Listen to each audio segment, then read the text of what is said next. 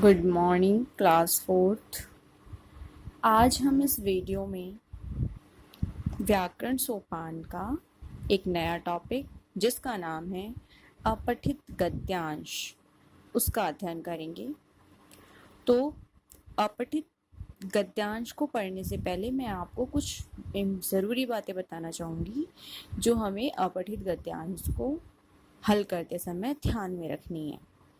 तो अपठित गद्यांश सबसे पहले पता होना चाहिए होता क्या है। तो चलिए मैं आपको अपठित गद्यांश क्या होता है और उससे संबंधित कुछ महत्वपूर्ण बातों को बताती हूँ, फिर एक गद्यांश को हम सॉल्व करेंगे।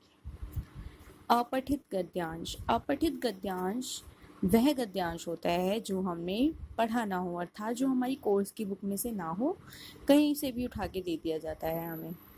तो इस गद्यांश को हल करते समय हमें सबसे पहले क्या करना है, दिए गए गद्यांश को 2 से 3 बार अच्छी तरह से पढ़ना है। जब हम गद्यांश को 2 बार या 2 से 3 बार अच्छी तरह से पढ़ लेंगे, तब हमें एक बार सभी प्रश्नों को पढ़ लेना है। सभी प्रश्नों को पढ़ने के बाद हमें गद्यांश में दिए गए मुख्य बिंदुओं को रेखांकित करना है। ये काम हम जो थर्ड स्टेप का काम है बिंदुओं को रेखांकित करना, ये काम हम फर्स्ट स्टेप के साथ ही कर सकते हैं। जब हम पढ़ रहे हो साथ साथ मुख्य बिंदुओं को रेखांकित करते चलें, और उसके बाद जब हमने प्रश्न भी पढ़ लिए, मुख्य बिंदुओं को भी रेखांकित कर लिया, तब आप प्रश्नों के हल को ढूंढने का प्रयास करेंगे। अगर आप ये स्टेप्स याद रखेंगे और फिर अपठित गद्यांश को हल करेंगे तो आपका गद्यांश बहुत ही झटपट तरीके से हल हो जाएगा। तो चलिए एक गद्यांश के उदाहरण के साथ हम देखते हैं। उदाहरण 1। एक पेड़ पर कौवा और कौवी रहते थे। उसी पेड़ की खोखल में एक सांप भी रहता था। खोखल अर्थात जो उसमें एक होल कर देता है, छेद कर देता है बड़ा सा। सांप कौवे के बच्चों को खा जाता था। इससे कौवा और कौवी बहुत दुखी रहते थे। एक दिन कौवी ने कौवे से कहा, चलो हम किसी दूसरे पेड़ पर घोंसला बना लें। कौवे ने कहा, नहीं, भागने की बजाय हमें अपनी बुद्धि से काम लेना चाहिए। तो आपने देखा हमने गद्यांश को पढ़ लिया है। अब मैं एक बार क्या करूँगी, आपके सामने प्रश्नों को भी पढ़ दूंगी। प्रश्न 1, पेड़ पर कौन कौन रहते थे। प्रश्न 2, कौवा कौवी क्यों दुखी थे। प्रश्न 3, कौवी क्या चाहती थी। प्रश्न 4, कौवे को किस पर भरोसा था।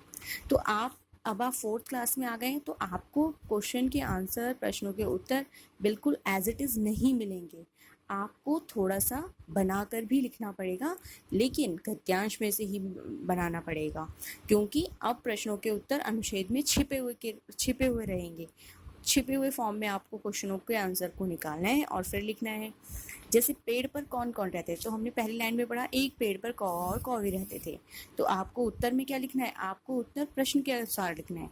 पेड़ पर कौवा कौन कौन की जगह कौवा कौवी रहते थे लिख देना है। कौवा कौवी क्यों दुखी थे, तो आपने देखा यहाँ पे क्यों दुखी थे। सांप कौवे के बच्चों को खा जाता था, इससे कौवा और कौवी बहुत दुखी रहते थे। अब आपको इसको सांप से लेके थे तक नहीं उतारना है, आपको क्या करना है, कौवा कौवी क्यों दुखी रहते थे यहाँ से लिखना है। कौवा कौवी इसलिए लगाना है, इसलिए दुखी रहते थे क्योंकि सांप उनके बच्चों को खा जाता था। तीसरा प्रश्न, कौवी क्या चाहती थी। तो कौवी कहीं नहीं, इस गद्यांश में कहीं नहीं लिखा कि कौवी ऐसा चाहती थी। तो बस इसमें कौवी के व्यूज दिए गए हैं, कौवी ने जो बात कही कौवे से वो दी गई है, उसके अनुसार हम समझ जाएंगे कि कौवी ये चाहती थी। तो कौवी क्या चाहती थी, चलो हम किसी दूसरे पेड़ पर घोंसला बना लें। तो इससे हमें पता चलता है कि कौवी क्या चाहती थी, कौवी दूसरे पेड़ पर घोंसला बनाकर रहना चाहती थी। कौवे को किस पर भरोसा था। अब आप पढ़ेंगे तो इसमें कहीं नहीं लिखा है गद्यांश में भरोसा शब्द। तो आप भरोसा नहीं ढूंढेंगे, बल्कि आप देखेंगे कि कौवे ने क्या कहा। उसके बाद कौवे ने कहा, नहीं, भागने की बजाय हमें अपनी बुद्धि से काम लेना चाहिए। अर्थात कौवा किस पे विश्वास रखता था, बुद्धि पर विश्वास ज़्यादा रखता था। तो कौवे को अपनी बुद्धि पर भरोसा था। तो आपने देखा प्रश्नों के उत्तर किस तरह से गद्यांश में ही छुपे हुए हैं। तो आपको इसी तरह से प्रश्नों को हल करना है, और गृह कार्य के लिए भी मैं आपको एक गद्यांश दे रही हूँ, आपको उसी को हल करना है। ये गद्यांश है, पढ़ो और समझो दिए गए प्रश्नों के उत्तर दो। बहुत पुरानी बात है, तब अच्छे और बुरे लोगों में हमेशा खटपट रहती थी। दोनों के स्वभाव में बहुत अंतर था। अच्छे लोग शांति प्रिय थे, बुरे लोग झगड़ालू। अच्छे लोग बुद्धिमान थे तो बुरे लोग मूर्ख, उन्हें हमेशा युद्ध होता रहता था। अच्छे लोग हमेशा जीत जाते और बुरे लोग हार कर फिर युद्ध की तैयारी में लग जाते।